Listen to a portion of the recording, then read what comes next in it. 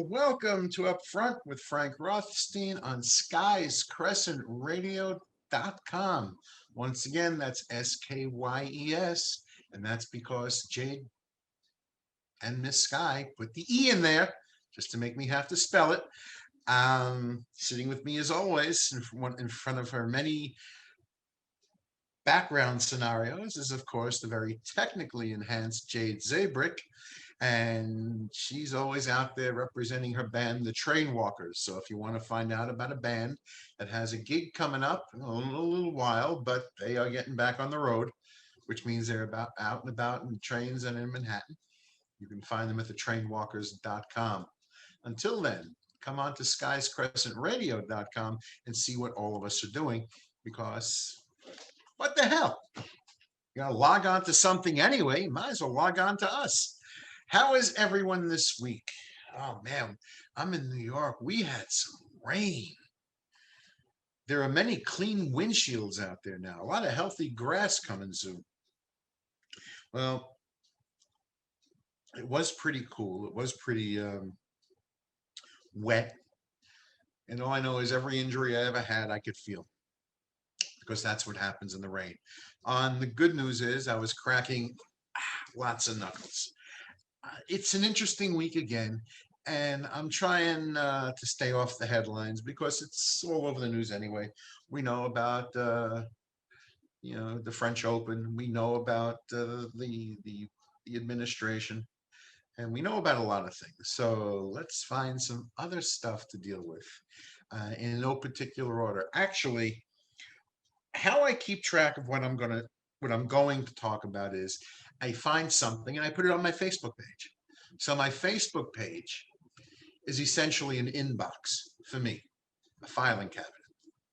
And then I find it easier so I don't forget anything. I find it easier to simply go from the oldest story, which happens usually after a nice day out. Have a good ride.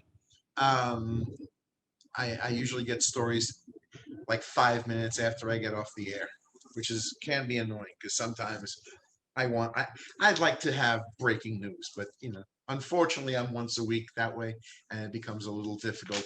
But I do find some fun stuff. Let's let's start with the oldest story, shall we? Which is what? Well, actually, let's talk about something that I've been talking about for a while. This is one. Actually, the story did break today, but this has been going on for a while.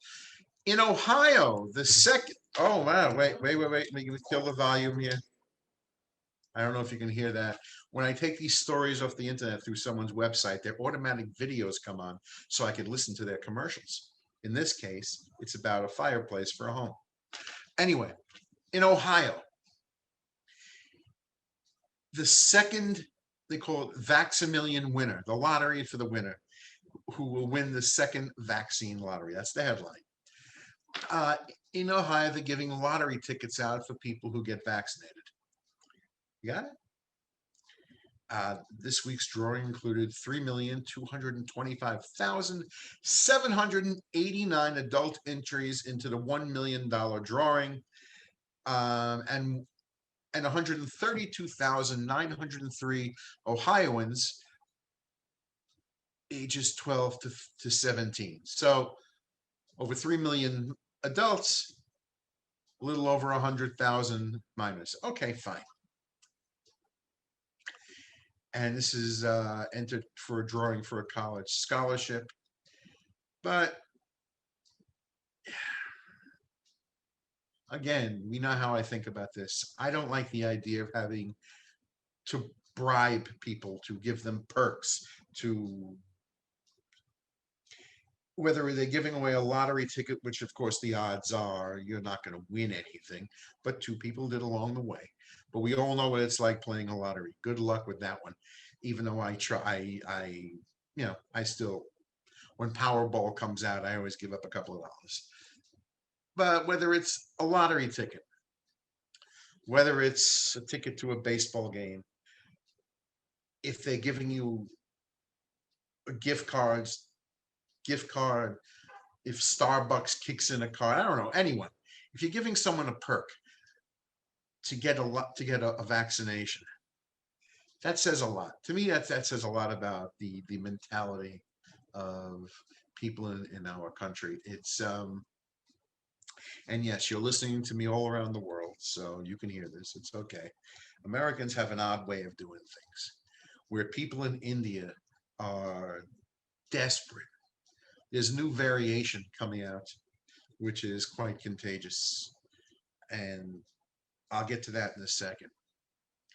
But you have to me, if you're willing to take a gift to get a vaccination, which means you're going to take a needle into your arm, right? We all know what a shot is. If you're willing to take a bribe, a favor, a perk, or whatever it is you want to call it, to do what you swore you didn't want to do, but will now do it because they're giving you something, you're full of shit. I can't see any other way of saying it. Doesn't matter if it's a guy or if it's a man or a woman, doesn't matter. Doesn't matter what they're giving you. If it's something you feel you want and someone's going to give it to you, so you'll put chemicals into your body that you swore up and down, I don't want it, I don't need it, I don't matter. But you're taking it, you're full of shit. You're a hypocrite. I don't like this. I really don't like this. So we got two Vaximillion. I like that. Vaximillion. That's pretty good. Good title. And in a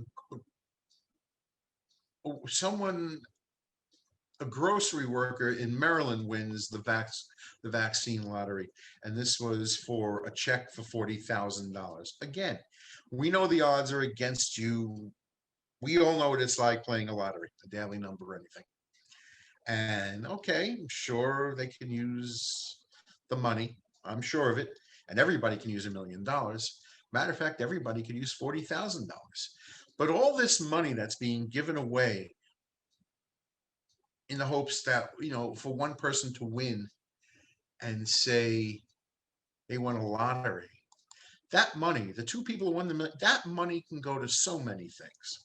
People who cannot afford to get to where they have to go to get vaccinated.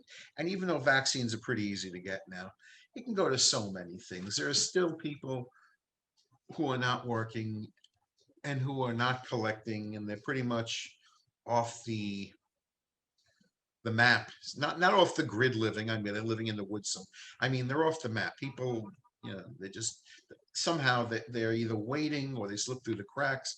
People need. They have genuine needs. They have real needs. They need food. And instead, someone is getting $1 million to get a vaccine. And that's just how I think. And why do I say that? Well, we all know what's going on in India. Everyone knows it's pretty bad out there. We all know that. Between all the variations of COVID and the lack of oxygen and all that, we are going in America are going to be getting. This story is from last month, from the 26th. We are getting vaccine tourists. You know what vaccine tourists are? These are people who can afford to do it, who are able to do it. They're coming to America to get vaccinations. However, now they have to pass through screening, make sure they don't have COVID when they come in. And if they do, well, America has to provide for isolation and care. And I'm all for providing for care for people. But because India is either unable or unwilling to do what they need to do for this, and not too many, I don't know how many countries are helping out India, but people are coming here, those who can afford to, which should tell you what shape the people who cannot afford to go anywhere to get help, what they must be in. So yeah, we are getting in America vaccine tourists. If they're not here today, they'll be here. Some will be here tomorrow. It's unfortunate. They're desperate to get it. I understand, but yeah, well, you know, there's traffic outside. This is one of the reasons why I miss studio work. But the world is my prop, and whether I have this or I get a drunk guy sitting there singing a song like we've had a couple of times, I just drink my iced coffee and smile. Anyway, listen, not everything is bad. I have some nice stories. I couldn't believe when I was reading this. This comes out of Fox 32 out of Los Angeles. It says toddler who is youngest member of American Mensa with an IQ of 146. Do all of you know Mensa? That's the organization, the club for extremely brilliant people or intelligent people, put it that way. Um, Los Angeles toddler has been accepted into Mensa, the largest and oldest high IQ society in the world. Kasha Quest. That's a good name. Kasha Quest. Cash ends with an E. Cash Quest. Okay, I'll go with that. Is just 2 years old, going on 3, and has an IQ of 146, while the average IQ in America is about 100. Now, they noticed that this girl can do some pretty amazing things. Um, excuse me, I had something in my throat. And the parents said they started to notice her memory was really great. She just picked up things really fast, and she was really interested in learning about, or interested in learning. And at about 17 or 18 months, she had recognized, picture this, all the alphabet, numbers, colors, and shapes. She can also identify all 50 states by shape and location on the map. So she can't read yet because she's only 2, but she can tell you where Kansas is, put it that way. She's learning Spanish, um, knows over 50 signs in sign language, and she can count to 100. Well, she can't read, but she's learning Spanish and can count to 100 and learning sign. And what does it say? At the end of the day, she's still a toddler, so she still gets her temper tantrums and cries and all that stuff. She's still just 2 years old, but everyone is going to be watching this kid in Mensa because they're estimating she has a 146, but we don't know what she'll really be able to do until she's able to, like when she's 10, 12, 15, 20. We don't know yet. So they're estimating right now there's a 2 year old with an IQ of 146. I don't know how many other kids are not recognized yet, but in this case, that is pretty cool. I don't know what she's going to be able to do when she gets old enough to try, but for now, she's better at the map than I am. I know where Florida is. I couldn't. I mean, I have to look at the map to find. I mean, I just have to look at certain things. I know Maine is all the way up there. I know where Cal. I know certain things, but she's better at it than I am. Wow, that's pretty cool. All right, let's see what else is going on. I don't know. When I first started doing this show, I wasn't looking to do a news show. It's obviously I don't have sports and weather, but I found that it's an interesting world out there. Not everything has to be, when you say interesting, all good. I mean, there are some tragedies out there, but it's an interesting world to me once you get away from the headlines. So today, I really don't care what's going on the front page. But what I am seeing here, and I posted this story on my Facebook page. This kid is Michael Myers. From Halloween, we all know who Michael Myers is. And says here, a Florida cheerleader was allegedly stabbed 114 times. The teen suspect to be charged as an adult. Can you believe that? 114 times. Um, this kid stabbed her so much and in so many places, the blade broke in her head. I couldn't believe it when I saw it. And this is why I say this kid is Michael Myers. And it's not to make a joke of it, but it is pretty incredible that this is what's inside of a 14-year-old. I know it's going to come out down the road that that this kid, I'm assuming a boy, is a boy, probably hurt animals, pulled the wings out of bugs, things the early signs that can tell you something's wrong. But yeah, this is what happened. She was found in a wooded area. I know. Why am I reading this? Because it just caught my eye. A lot of the wounds were on her arms and her hands, defensive wounds. She was trying to fight back. But this is what happened. I don't see the name of yeah, suspect. He took a Snapchat. Someone took his picture. Um, yeah, I didn't see his name. Let me see. Yeah, there was never. I never saw his name because he's still a minor. But okay, we got the idea. And this is what is known as, is fictitiously known as the Michael Myers syndrome. Because wow, this is a kid who just woke up, knew he was going to go kill someone. He intended on it, found his victim, got her into the woods, and went to work. Holy moly! Where was this out of again? What state again? Yeah, I say Florida, of course, Florida. That's also where you heard the shooting from a couple of days ago, or was it yesterday in the club, where the three guys opened fire. A lot of things happen in Florida and Australia. All right, we're going to go back from heavy duty to light note stuff. By the way, if you're looking to go to the movies, AMC, Regal, and Cinemark will no longer require masks for vaccinated people, which means you can take them off, go sit in the movie theater. I don't know that are running to a movie theater, but okay, go sit in the movie theater. What is this? I don't know if you can hear it, but every time I turn around, there's volume on these videos. Anyway, so yeah, it's an interesting week. Wow, a lot of odd things happen.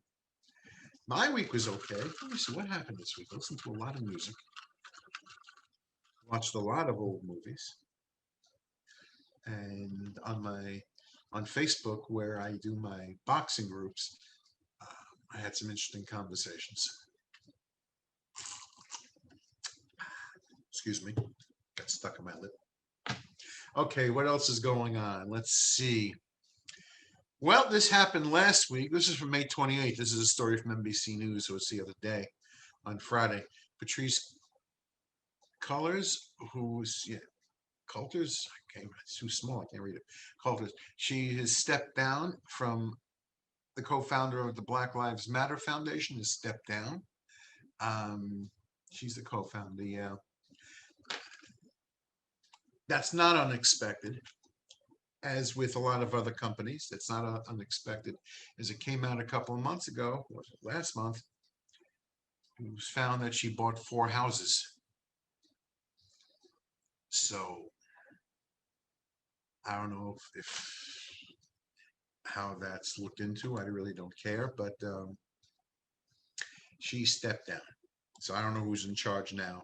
But there are people, like anything else, there's always someone to take over. So that's what's going on in Black Lives Matter as an organization, as a foundation. Let's see.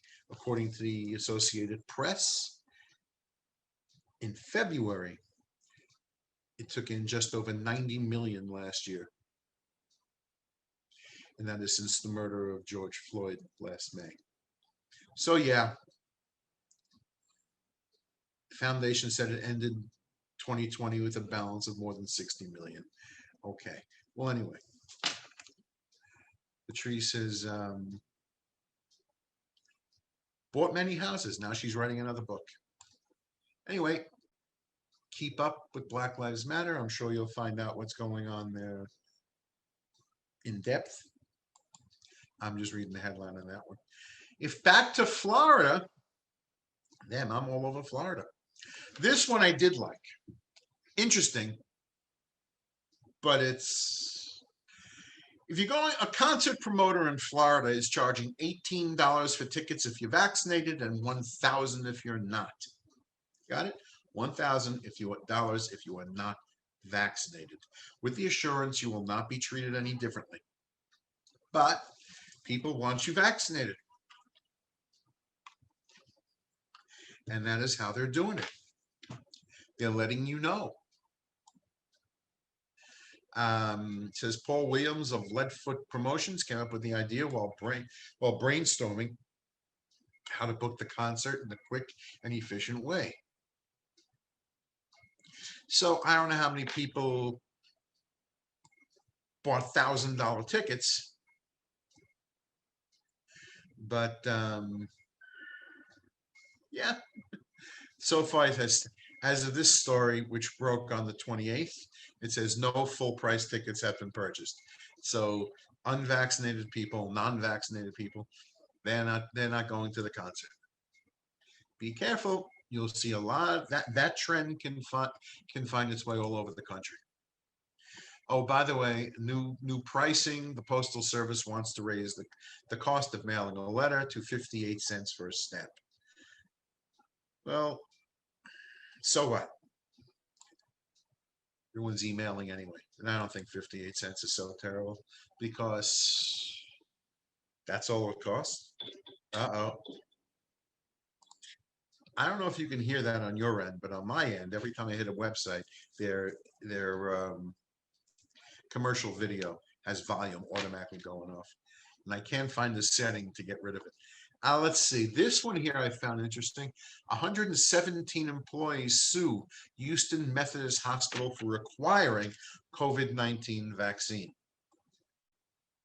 And it says over 100 employees have joined the lawsuit. As I said, Houston Methodist Hospital. The network, which oversees 8 hospitals, has more than 26,000 employees, gave workers a deadline of June 7th to get the vaccine. If not, the staff is risk suspension and termination. As a result, the 117 workers have joined together, filed in Montgomery County that alleges the hospital is illegally requiring employees to be injected with an experimental vaccine as a condition of employment. However, wait, where is it? Let's see. Because I pulled up this story somewhere else. And of course, when you're looking for something that's never there, it has been ruled that you are allowed to fire people for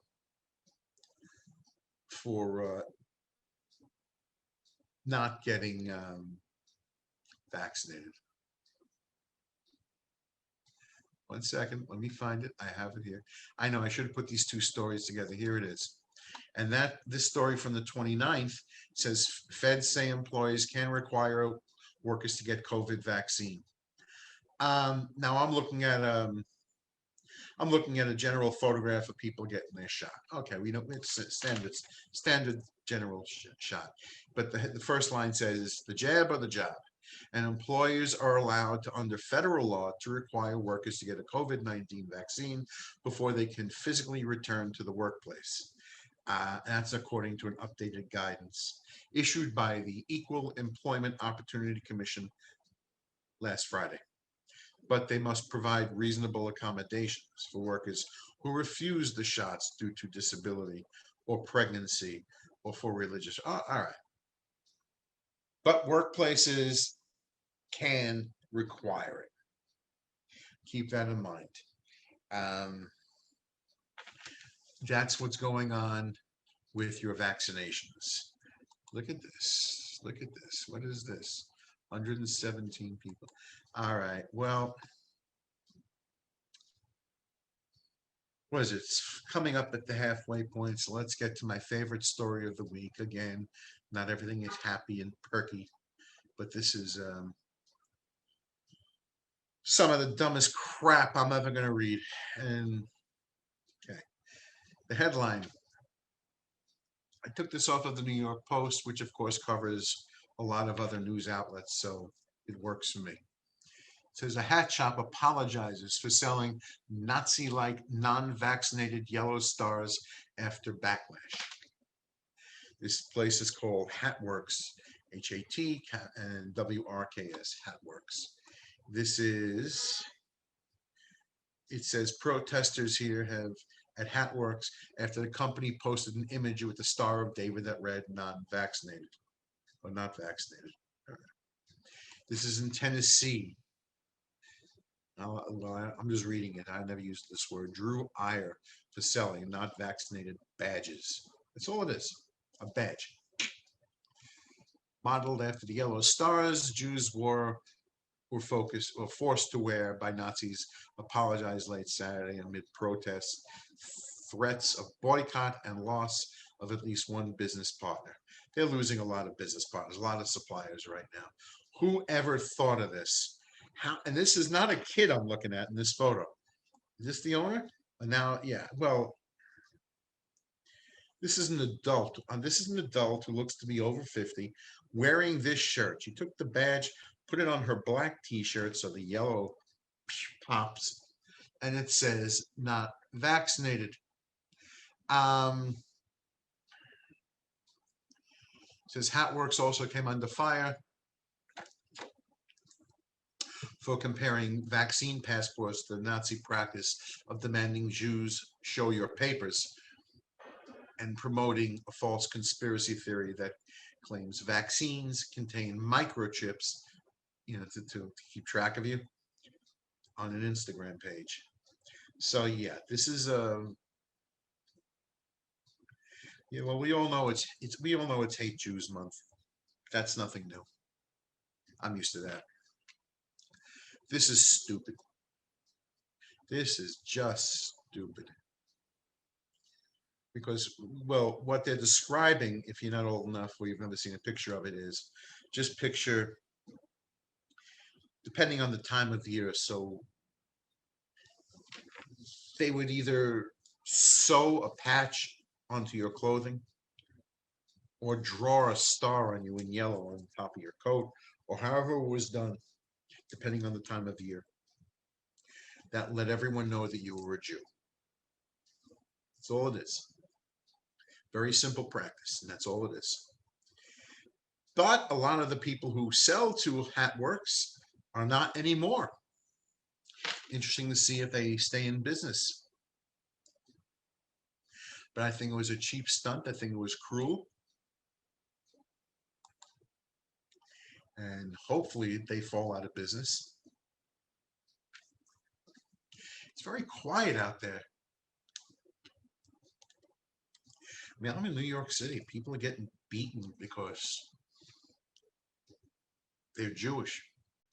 Matter of fact, a lot of people have been advised that they're wearing the Star of David, the Jewish star, to put it inside their shirt. Don't wear it out because you never know. You just never know. And I find that to be quite disgusting. And I don't hear too many people talking up, speaking out about anti-Semitism. Not like you hear for any other cause. Not like you heard for Black Lives Matter. Not like you heard. Matter of fact, I remember the Hasidic community standing up for Black Lives Matter. The Asian community standing up for Black Lives Matter. I don't hear them speaking up for anyone. At least I haven't heard it. I could be wrong, but I haven't heard it. I'm reading in speaking of Nazi, we have in Texas a neo-Nazi arrested for planning a mass shooting at a Walmart. I'm looking at this picture. One second. This is a 28-year-old Coleman Thomas Blevins, 28. He was arrested. And where was he? What town is he in? Kerrville, about 70 miles northwest of San Antonio. Okay. Small town. Okay. Okay. I'm looking at this picture. What do we have in here? Well, I see a Confederate flag. I see all sorts of books. I see another flag with a swastika on it. I think it's in Islamic or whatever it's from, Middle East, some sort of a cause flag, the sword on it. And this guy was looking to shoot up the Walmart. Fortunately, someone, I guess, tipped off the police or whoever got him, and that was put to an end. Okay, let's see. One other thing. I want to get rid of some of these quick stories. Oh, here it is. Here it is. Rutgers, well, I have a couple of them. Rutgers University leaders forced to apologize for statement condemning anti-Semitism. All right. The chancellor and provost of Rutgers University apologized Thursday for issuing a statement that denounced the recent surge in anti-Semitic attacks because he said it failed to communicate support for Palestinian community members. The initial statement from Chancellor Christopher Malloy and Provost Francine Conway last Wednesday said they were saddened, excuse me, saddened by and greatly concerned about the sharp rise in hostile sentiments and anti-Semitic violence in the United States. It does not mention Israel. It does not mention Gaza. It does not mention Palestine. It does not mention any one area. It just says greatly concerned about the sharp rise in hostile sentiments and anti-Semitic violence in the United States. Believe it or not, there are Jews in Gaza. Just gotta let you know. Um, the apology included a message that our diversity must be supported by equity, inclusion, anti-racism, and the condemnation of all forms of bigotry and hatred, including anti-Semitism and Islamophobia. Okay. But in this case, at least as of the other day, that was in Times Square. Generally speaking, Jews were being beaten all over. That could be me. I've never been to Israel. My family comes out of Austria and a little bit of Russia. I have no Middle Eastern tie that I know of.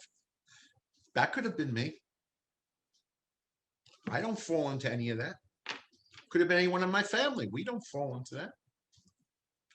Let's see. It says, as we grow in our personal and institutional understanding, we will take a lesson learned here to heart and pledge our commitment to doing better. So pretty much these two who made a general statement were sort of forced to say this in order to keep their jobs. I'm guessing keep their jobs because already they were having a problem because they made a general statement and didn't include everybody. We've got to include everybody. And no, you don't have to include everybody. When I see signs saying "Stop Asian Hate," that's a general thing. Stop Asian hate. You got it? I don't see at the bottom of the sign saying "and Jews." It's not there. Doesn't bother me that is not there. I understand what it says. So should you. Everybody's offended. Everyone's offended and they start posting on Twitter. Twitter. Everyone's offended. I had that as the Twitter syndrome years ago, where everyone thinks their personal outrage means everything. It doesn't. It's just a bunch of people creating something, and for Twitter, they make money off of this. So I understand why they embrace the hate and the anger. Remember, anger sells. If everybody on Twitter, who instead of posting how much they're against something, how much they're outraged about something, how much they want to cancel something, if they simply posted the words, "Have a nice day," it would be, I think, a disaster for business. Nobody wants that. So anyway, that's what's going on there. Do I have one more? Do I have one more? I know I have a lot of them. There's always something. What is this? Well, if I find one more anti-Semitic story, I can always do it. Back to an old story. Look at the time is just flying here. Back to an old subject is parents. You sort of need to keep an eye on your kids. You sort of have to watch out what they're doing on social media because everything is called a challenge. You've heard this from your friends before. Maybe you don't want to do something, try something, and they say, I dare you. I double dog dare you, which I think is a ridiculous term, but I dare you. I challenge you to do it. Well, as an adult, you can look at them and say, get out of here. Yeah. You can say what you want. Kids, they're stupid. They're dumb. And what I'm about to read is because kids aren't all that smart and they follow stuff on social media. This one here from May 30th says teen girl severely burned while attempting a TikTok challenge. You know that app with the 25, 30-second videos or whatever, and they show you how to do something really fun and daring. And this is a 13-year-old Oregon girl who was hospitalized after she suffered severe burns while trying to attempt a TikTok challenge. Destiny Crane, that's a good name, Destiny Crane of Portland, had brought a candle, a lighter, and rubbing alcohol into her family's bathroom, trying to recreate a popular video in which someone uses flammable liquid on a mirror to draw a shape and then lights it on fire. And so did Destiny. When her family says they heard screams and they opened the bathroom door, the bathroom was on fire and Destiny was on fire. And they pulled the kid into the living room where she ripped off her shirt while her neighbor called 911. The teen was brought to the hospital where she's been in intensive care unit since May 13th and to receive treatment for third-degree burns. And I'm looking at a picture of Destiny. Well, not anymore. I don't know what she's going to look like. And I can't, at 13, normally you say you can't, she's a child. You can't blame children. She's 13. You know what happens in the old trick of if you take like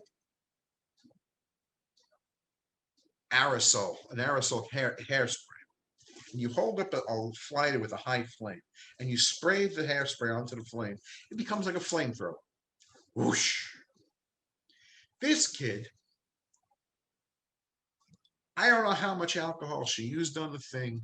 I don't know how you draw a shape with alcohol on a mirror. I don't know what I don't know why she chose to use it, but everyone knows, at least you're supposed to know alcohol is flammable, but she was following a TikTok trend. So I'm sure she didn't ask for permission. Probably took her cell phone in there to record it, and did this to herself. And again, parents, guardians of all ages, you have to watch out for kids. And you go with that old cliche: the children are our future. This is it. They're thinking like her. They're on TikTok. My future is in the hands of people who are doing things off of TikTok. You want to do something off of TikTok? Make the omelet. Learn how to cook a good steak. Make the TikTok omelet. It's harmless. A couple of eggs anyway. Do that. Do something harmless. Learn how to build something off the internet. Learn how to paint. Do something. Don't do this. Not to use the cliche of you're playing with fire, because in this case you literally are. And this is what happened to this kid. She followed a trend. Go back to the ice bucket challenge. No one ever challenged me of that, by the way. What else is going on in the world? I have a lot of sick stories this week. This is incredible. But I've discussed this once before. A woman from Washington State forced her adopted 6-year-old to undergo numerous unnecessary surgeries and more than 470 medical treatments. Sophie Hartman, 31 years old, and her adopted daughter, had her adopted daughter wear leg braces and go under the knife for surgeries to install a feeding tube and a tube to flush out the child's intestines. She is now facing second-degree charges of child assault an attempted assault of a child in in a case medical experts call medical child abuse. First of all, the old name for this is not medical child abuse. It's called Munchausen syndrome by proxy. And that is where moms, this can happen a lot with moms. They, especially when they have a baby, unless this woman just wants to torture a kid. Mom, I don't know. But it's where the mothers no longer feel important. Everything is about the baby. All the attention is going to the kid. And moms often need to feel important. So they create these scenarios where you have to deal with the mother. In this case, medical care. They deal with the parents, in this, the mother. Um, Now, I don't know how doctors don't notice what's going on. Kid with multiple, so I don't know how they don't notice that something's wrong. But the only way this can happen is usually the adult is doing something to the kid to make them sick or injuring them, and being very careful about it so it doesn't look like you actually hit the kid. You're not taking a knife and cutting the kid, something else, whether you're making them ingest something, you set them up, somehow you get them to hurt themselves, somehow. Now, I don't know how it took so long for doctors to realize that there's something wrong. I mean, not to make light of it, but no child is that big of a klutz that they're going to keep on falling, that they're always going to be sick. I mean, after all these surgeries and procedures, what's keeping the kid alive? Drinking a lot today. But that name is not accurate. Medical child abuse. That is Munchausen syndrome by proxy. You can Google it, or Munchausen by proxy syndrome, and you can Google it and read up on it. It's a very interesting case, and that's going on there. Oh, here's an old subject. We'll switch gears for a second, shift there. I talk every now and again about the people who want to wed and fall in love with their sex dolls. Well, here's a bodybuilder that got married to two sex dolls. Good news is he's now open to dating humans. Yeah, well, one of the opening sentences, perhaps he wants a relationship that won't blow up in his face. And it says a Kazakhstani bodybuilder who wed his sex doll after a whirlwind romance is open into dating a woman on one condition. They like his silicone soulmates as well. You got it, girls? You want to date this guy? You want to marry this guy? You have to have two. He'll be cheating on you twice over with a doll. Okay, here we go. It says, I was in a real relationship in the past, about 7 years. His name is Yuri Tolochko, who was infamously married a sex doll, Margot, in November after dating her for 8 months. The self-professed pansexual, Tolochko can be reportedly loving anything from an image to a soul. Nonetheless, it's interesting and important for me. In the future, maybe I will have a real person, because it's important that she or he likes my dolls too. Okay. Well, since I'm looking at the two different dolls and they are both she's, I doubt there will be a he in his life. But okay, whatever. Maybe, you never know. I wonder if he's going to put a ring on their finger. Because if they deflate just a little bit, you can lose the ring. This is so stupid. That's why I like all these stories. Some of these stories are just outright dumb. But then again, who am I to judge? I watch Star Trek reruns every night. What do I know about anything? Let's see. What else is going on? What else is going on? Let's see. Let's mention it. Let's mention this. I got this from the New York Times, and it says to stem suicide and sexual assault, the Air Force dons headsets. What they're doing is that they're using virtual reality training to help soldiers deal with sexual assault and suicide. Um, I'm assuming that suicide is if you see someone, attempting it, you training them to help out. As far as sexual assault, I'm not quite sure how they're doing that, but I'm sure there is. I know it's there. I'm not sure what the training is. They don't go into great detail into what's involved in the exact training, but I think anything that can help works for me because not everybody knows what to do. I remember sitting in my friend's bar years ago, and there was this guy who went in. He went out to the store for a second. Then he came back and ordered a drink, and went to the men's room. Came out, and I was on the other end of the bar. And sitting next to him was a guy with strong voice, who I suddenly hear yell, "Dude, what did you do?" Never forget that. And when I looked over and I walked over, I saw this guy had opened his wrists.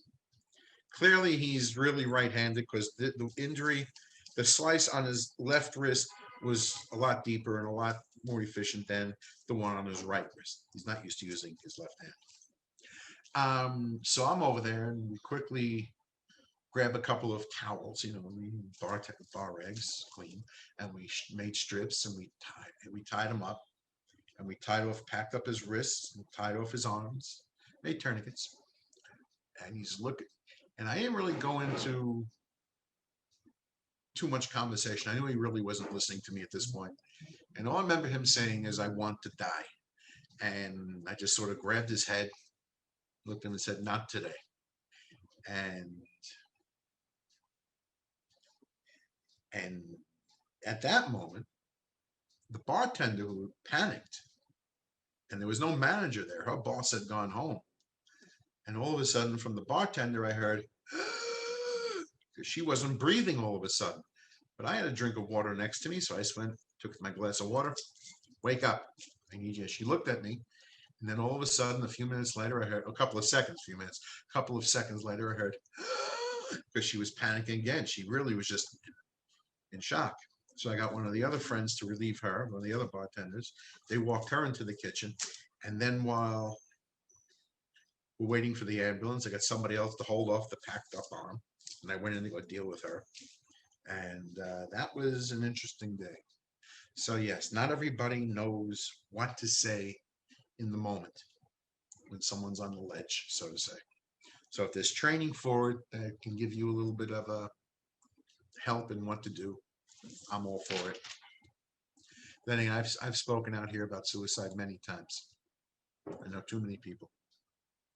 What else is going on? Let's see. Let's get to some other stuff. Huh? Let's get to some other stuff. Roller skating is coming back. Yeah, the trend of roller skating. It's coming back, people. I think it's great. It's not a big, deep story. It was an old trend years ago. Where I grew up, there was a place called Roller Palace. It was a lot of fun skating in circles, but yeah, 20 on the third floor. It was a roller skating rink. 20 masked people dressed in neon shirts, sparkly pants like the 80s, grooving on roller skates, some of which lit up as they moved. Under a disco ball, a DJ played hip hop while skaters spun in circles and got lost in the music. I can't think of anything better. I think that's great. Sometimes you just gotta let it out. It's harmless, it's fun, and if you fall on your ass, good. Laugh it off. Just laugh it off. What else is going on? Well, now, I was reading, I know I'm getting close to time here. Look at me go. Pot's legal. We all know that. That's been signed. Marijuana is now legal. But since it says the nose doesn't know pot is legal, canines are being retired. The ones that are trained to sniff out marijuana, sniff out pot, between people traveling or in automobiles, they're out of a job.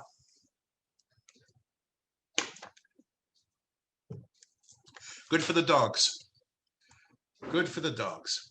They get to go live a life and either play, or maybe if they're really adaptable, they'll be retrained for something else.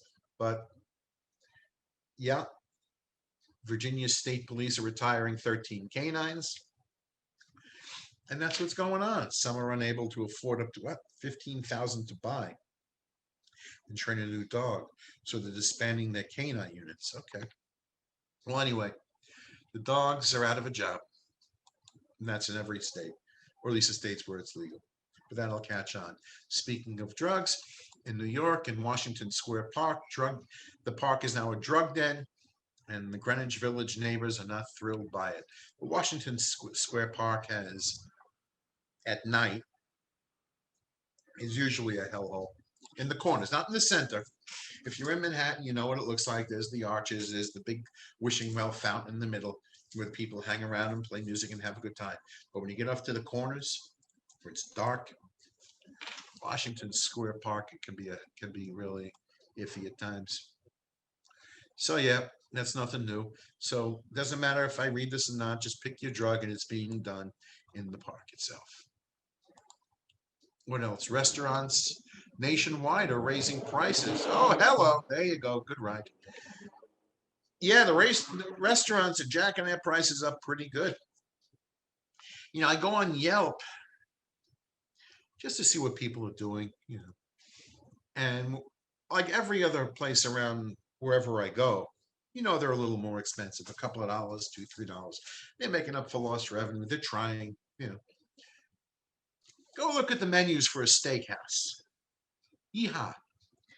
Used to get those steaks for 45, 47, sometimes 50, odd end prices, 51, whatever. Now they're all 65, 70.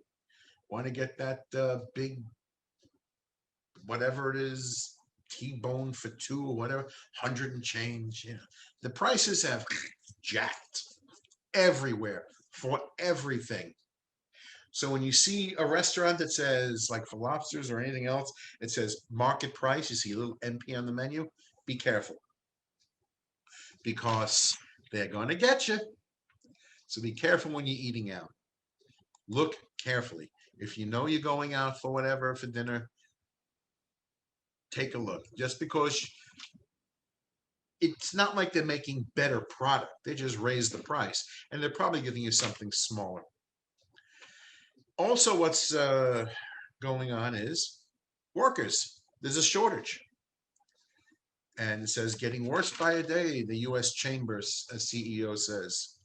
And that says the U.S. Chamber of Commerce on Monday yesterday announced a nationwide initiative to address the worker shortage in the United States, calling the crisis the most critical and widespread challenge facing businesses. Well, remember just a couple of years ago, there weren't enough jobs. Why isn't the president creating jobs?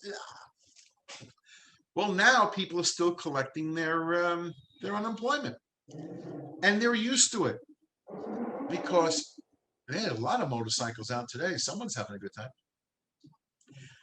Right now, there are about it says 8.1 million job openings in March of just in this year, just 2 months ago. And about half as many available workers for every open job across the country as there have been over the last 20 years. And that's mostly because people are still getting their unemployment. Now, again, I don't want to see people not be able to be helped. Of course, people need to be helped. But at some point in time, especially if it's in a field you're trained in, it's time to go back to work. People, the masks are off. People are vaccinated. It's time. But I've been saying this for a little while also. This is nothing new. I mean, I've heard all my life someone, you know, gets fired or leaves their job, they sign up for unemployment and say, I think I'm going to relax for the summer. Okay. There you go. Keep relaxing. Meantime, no one's doing the work. Don't complain if service is not available or they're slowed or things are not getting repaired or things that you want to see done. are not getting done because there are so many people content to sit on their fat ass and not get up and do something. And because I don't know how much they're collecting. I don't know where they're getting their money from, obviously, but whatever the unemployment is in your state, unless you have some other money coming in, the odds are it's not covering everything. And I understand that if you're just for the sake of conversation, say you're getting 400 a week, and your paycheck is, if you're getting 20 an hour, you're getting 600 a week after taxes. You're figuring, well, for that difference, I might as well stay home. Get up. Got to keep the wheel moving, people. Got to keep the wheel moving. Got to keep. You don't get to shore because everyone thinks about themselves. You get there because you worry about the boat. Think of the boat, not about yourself. Get the boat to where it has to go. Somebody has to do the work. And let's see, we're about done. But it's the last thing I'm going to talk about is it says numbers never lie, which is not true, but in this case they don't. Our New York Mets pitcher Jacob deGrom is off to the hottest start by a pitcher since 1964. And that is because of his 8 games played and his 4-2 win-loss record. His ERA, earned run average, is 0.71. For those of you who do not understand baseball, that means less than less than one run a game. That means pretty much against him, not too many people are doing anything. And as a batter, because he is a pretty good batter for a pitcher, at 20 at bats with his batting average of 450, he has 3 RBIs, which is an asset to have, a pitcher that can bat. But yeah, as a pitcher, less than one run a game. In a game of failure, which is what baseball really is, a game of failure, because if your batting average is 300, that means you're successful 300 out of 1,000 times. That means nobody, not even the guy honking the horn, nobody is hitting Jacob deGrom. So I hope he gets a Cy Young. I'm all for it. Let's go Mets, and I'm a happy guy. And I'm going to leave it at that. It's been interesting as always. Look at what's going on in the world. So I decided to leave the world in a happier spot with my favorite, with one of my favorite team, and of course our star pitcher, pretty much shutting down all his opponents. I will see everybody next week. Me or a reasonable facsimile of me. Don't forget, keep track of the train walkers. Go to skiescrescentradio.com. And if you'd like to talk to us, you can write to us or contact us in a few different ways. You can write to me at upfrontfrank@gmail.com. That's easy.